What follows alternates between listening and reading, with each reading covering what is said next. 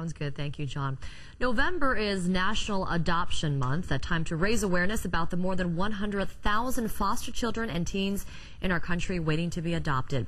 Well, recently, the largest congressional event to address the situation took place in Washington, where some very special members of our community were honored with congressional awards, including our very own Gia Tutalo-Mote and the NBC6 Forever Family program.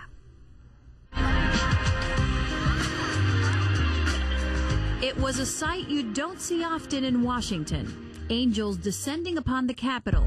Men and women receiving the Congressional Angels in Adoption Award for enriching the lives of orphans in America and around the world.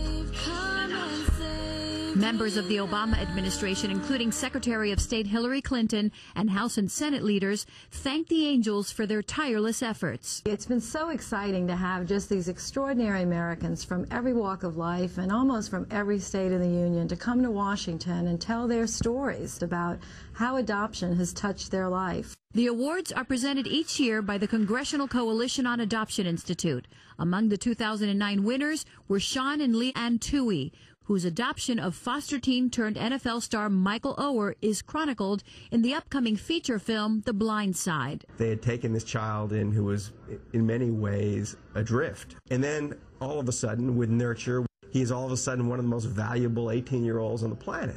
I think the most important thing for us to take away from this is there are a lot of children that need to find homes.